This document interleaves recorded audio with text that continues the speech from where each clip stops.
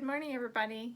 This is Roxana, and I wanted to come on today and talk about a couple of herbs and let everybody know that now is the good time to prepare for these herbs. There's a couple of different ways that you can prepare for these herbs. If you haven't planted them in your garden, one of the herbs that I'm going to be talking about, you can actually plant it right now. I'm going to be talking about ginger, and I'm also going to be talking about garlic. And today, you can actually, if you did not grow ginger, you can go out and buy ginger. And you can also go out and buy garlic as well. And before I talk about them, I'm going to, I can demonstrate this in another video, but I'll just briefly talk about it right now. One of the ways that I like to prepare these two herbs, and you can do it separately in 2 jars. You can get you a mason jar. You can either get half a pint or a pint. I usually just use a pint jar. And the reason I'm going to do another video is because some people need an illustration. I know I like watching a video of somebody actually doing it. And basically what you do, because when I explain I'll be looking at my screen. But when you actually see, for years I've done this with garlic, and this year I'll be adding ginger because I learned of all the other different properties. I've been doing ginger in shakes and eating it in my food, but actually when I learned all the wonderful properties, I started thinking to myself and hearing other people that added it with garlic, and I thought, why don't I do that? So what you do is you just get the garlic, and you peel all the paper off of the garlic. They also have organic garlic that's already got all the peeling. It's already peeled and it's already packaged, and some people prefer to buy it that way. And when I found that out after I had already done it last year, I was like, God, that is so nice to already have it peeled and packaged and ready to go. But it does come at a cost, so I warn you there. It really wasn't that big a deal for me to do it. My hands, I don't have fingernails, so I just kind of used my knife and did it, so it's okay. But anyway, you get your jar and you just put all your garlic in there. And I did about half of the jar full of garlic. And then you can either use honey, or you want to make sure it's raw organic honey, of course, local to your area. And you fill up the jar just where you're over the garlic. And basically, that's about it. I mean, it's fermented honey. I put it on the counter. Of course, you put your lid on it. You put it somewhere on top of the counter where you can see it every day. But you kind of put a towel over it because you want it to ferment. And I did it for a little over a week. And then you want to kind of shake it up every day or every other day. And you wait until the bubbles start kind of coming up on the honey. And you're not going to really worry about it because it's going to do its own job. And then with it kind of getting fermented, I opened it on the 3rd or 4th day, and I kind of let the air kind of come out, and then I just kind of poked it around, stirred it up, put my lid back on it, waited 4 or 5 more days, and then I put it in the refrigerator. And I think I waited 9 days, and after I stirred it on that 9th day, and then I just put it in the refrigerator. And what you're going to do is it's going to be like a natural antibiotic. The honey is going to become like a natural cough syrup. And then through the winter months, if you start getting like hoarse, or if you feel the onset of a, you know, maybe a cough or a cold, or you think you might be coming down with body aches or fever, with your other herbs and natural remedies, you might take a little spoonful, and of course a clean spoon each time. You don't want to infect your remedy, but you take a clean spoonful out, you take some syrup, you may even take a clove of garlic, and the clove of garlic is not like what you think. It's going to be really like garlicky. It's not garlicky. It's absorbed all the honey, and it doesn't taste like garlic. It tastes like honey. And so basically what you're doing is you're taking a property of, it's like an antiviral, antibiotic, it's really nice. I mean, and then of course, you know, it coats your throat, and I would take sometimes 2 or 3 a day, and my husband thought I was crazy because he said, and I told him, I said, do you smell garlic? And he said, no, I don't. And I just popped one in his mouth one day, and he was like, this is amazing. I mean, but it takes on the property of the honey, and it was just really good to have. And you didn't have to run to the store or anything like that. But with the ginger has, let me make sure I get everything right. There's so many good things about it. It's anti-inflammatory. If you're feeling nauseous or anything like that, of course it takes care of that. It's very aromatic, it's very warming, and there's so many things about ginger. Let's see here, let me see. They are testing it right now to see if it gets rid of it gets rid of a lot of toxins in the body. It gets rid of the let's see here.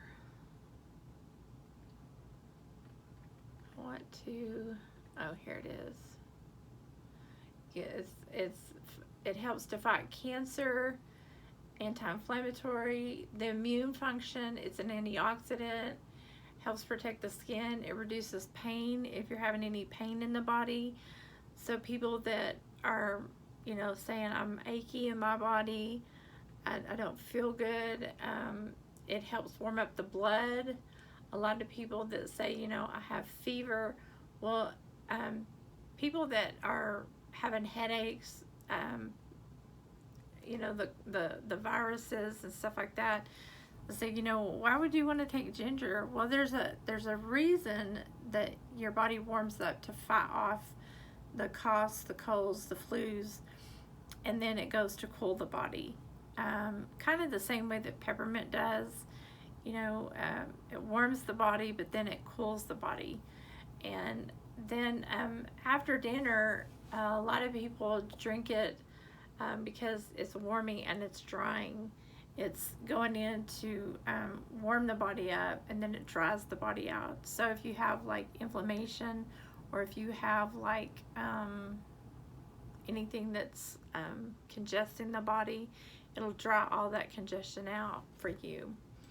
And so I'm gonna also add some slices of ginger in there with my, it's a pungent as well as the garlic.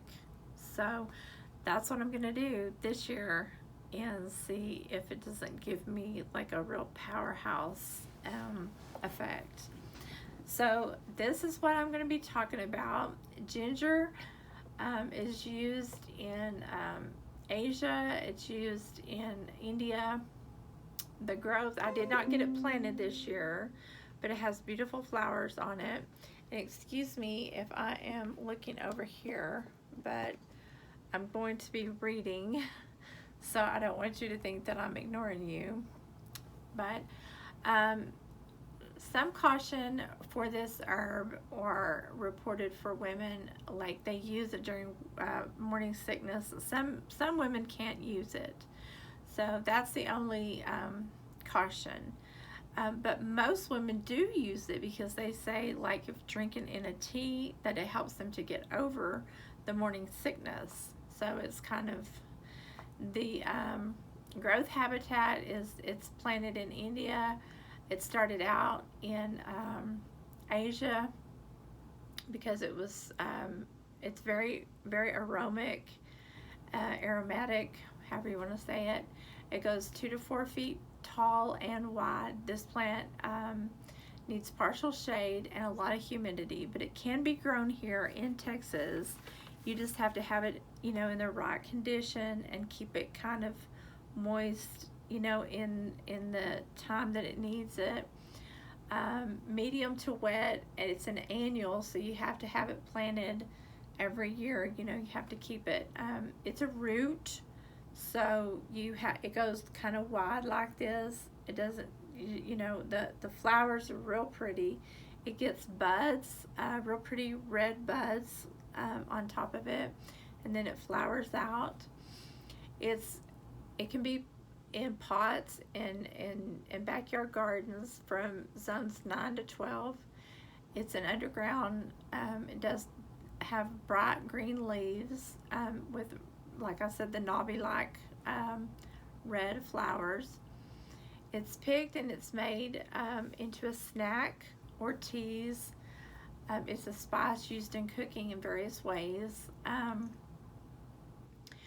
Ginger is known, they're researching it in the United States because they have been finding that it does heal cancer. In the labs, they're saying, the anti-inflammatory enhances the immune function. It's an antioxidant. It's antibacterial. It helps protect the skin as well as to reduce pain. Aids in the digestion, reduce bloating and gas. It helps stimulate and warm the blood throughout the body. Americans are researching this herb due to the benefits of lowering bad cholesterol. So that's always good right there. In I'm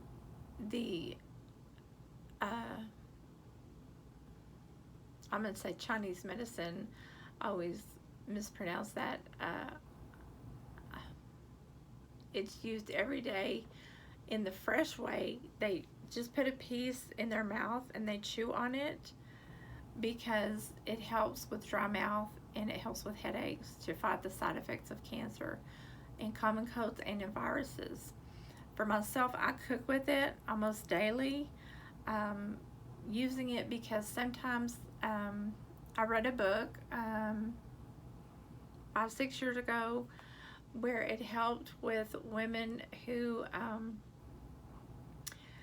had problem with incontinence in their bladder, that it would keep them from having bladder spasms. So for myself, I have found that it is very good to, if you enjoy drinking your teas and your coffees and so forth, and women that have, and toward the middle, like 50s, 60s,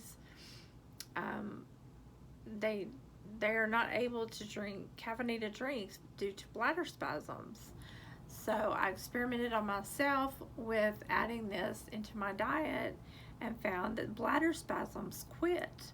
I was experiencing a lot of urinary tract infections, and was reading a book by a doctor that treated several women that were experiencing the same thing, having a lot of urinary, and these were all Asian women. And they don't do they drink a lot of green tea, and I drink green tea now because of that, but green tea has caffeine in it. And so they didn't know whether it was the caffeine due to the green tea, but they were introduced several high doses of ginger, and the bladder spasm stopped and they can continue because there's a high antioxidant level in green tea. There's also a high antioxidant in this. It's a benefit, it's a healing action in the ginger. So he just introduced this, and the bladder spasms and the UTI stopped. So I did it for myself. I was putting it in my smoothies, I was cooking with it, and it stopped. I quit having the UTIs, I quit having the bladder spasms, and I know that it was because of ginger. So I wanted to add that into my article. So this TCM name is warming. It may enhance the risk of bleeding when ginger is used together with blood thinners. So if you're on something like warfarin, you may want to not use it. That's one of the big warning signs that I'm going to say. If you're on a blood thinner and then you try to introduce this, you may not want to do that. You may want to discuss it with your doctor, because that is something that I always try to throw in there when I'm doing something like this. Let's see here. This herb is so impressive. There is, if you want to contact me, there is places for references I've got down here that you can go on. The Chinese Medicine Education Center has a lot of really good. The Modern Herbal Dispensary has a lot of, a book that I read has a lot of great stuff. Let's move on to garlic, because garlic is really good. Garlic is something that I'm going to be planting in my garden for next, just in a couple of days in August. Anytime in August, they say, is a really good time to plant your garlic in your gardens, because it has to go over the winter and then you have a harvest in springtime. So let's go on to garlic. The features about this are, of course, it's part of the onion family, but I like garlic, fresh garlic, because it goes in so many dishes, not to mention the fact that it is a medicinal herb. But like at the beginning of this video, when I started talking about all the wonderful things that it could do for you when you're sick or you're not feeling good, but if you ever go into a, I want to make sure I get this in. If you ever go into a health food store because you have a loved one that says you're eating too much garlic, I wish you'd get some of that odorless garlic. Don't do it. Because if you get an odorless garlic that you're just trying to please somebody else and you buy that odorless garlic over the counter, it's not going to do any good. You're just wasting your money. Odorless garlic over the counter has no medicinal properties whatsoever. So let me repeat that. Odorless garlic, it's a supplement that you can buy over the counter because you're trying to please somebody else. Has no medicinal properties. You're wasting your money. So when garlic, in the beginning, it has a smell, it has a taste for a reason. Now, I have never known any garlic to be attacked by any bug that I know of, and if you do, then you need to tell me, because I don't know of any garlic that's ever been attacked by a bug. But leave me a comment, please, if you do know of a little bug or whatever, because usually garlic is planted and no bug, or I mean, I don't know of a creature that really likes to get into it either. But the reason is because garlic and onions, they have a particular smell and odor that keeps people away from it. And no, I'm not talking about vampires, but I'm talking about there's a particular odor there for a reason. It's good for your heart, it's good for your lungs, it's good for your entire body. The entire body. It's used as a as a medicine. I mean, old folk remedies, they praise it, and the reason they praise it is because it works. And I mean, this right here is being studied as well. They'll tell you, go get it and use it, because garlic does lower cholesterol as well. It helps the heart. It helps the entire body from it has all kinds of properties here. Some of these things I don't even want to talk about because I can't pronounce them, but it's true. I mean, the B vitamins and the minerals that it has in it, the enzymes that it has in it are astounding.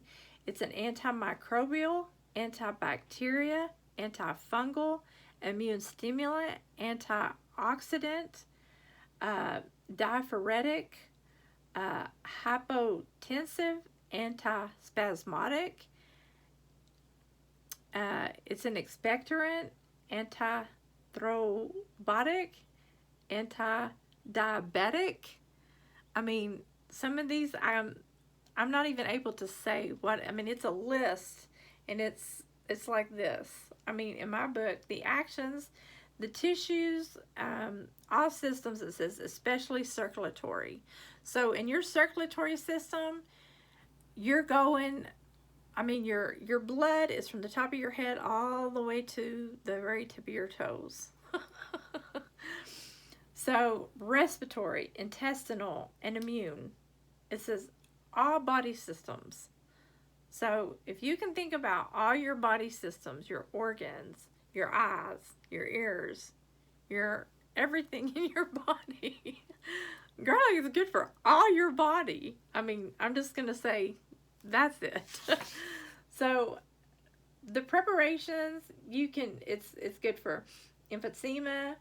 It's good for your bowels. It's good for everything. And so I'm going to say this, and it has it right here. This garlic is much like an aspirin, okay? And it has a reputation as a blood thinner, okay?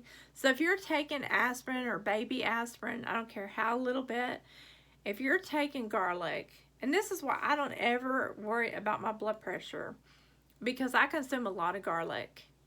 And one thing that I will say is I have to do, I oil pull. And the reason I oil pull, and that's with, I've had to learn this. I put my parsley, chop up parsley real fine, and I mix it with my coconut oil. And I have to pull it through my mouth. And I have to swish it through my mouth because I do consume a lot of garlic. And in here it says that to reduce the odor associated with consuming, take a fresh or dried parsley, which I do like to do the fresh parsley because dried parsley is okay. You just have to add a little bit of water with it. A few caraway and some fennel seeds to reduce the feeling of nausea that occasionally accompanies large doses. But I've never had nausea. I've never one time had nausea. And it says that, you know, it could be added to remove the garlic odor with your hands. Rub it fresh, some lemon juice, and, you know, put it in your hands like that with maybe some salt. And then, you know, you're just going to be having to experiment. Everybody's body chemistry is a little different. Your body odor may be a little bit different than my body odor. And you may have to brush your teeth with different things. I use baking soda, and I use, you know, I use essential oil with peppermint, and I use coconut oil.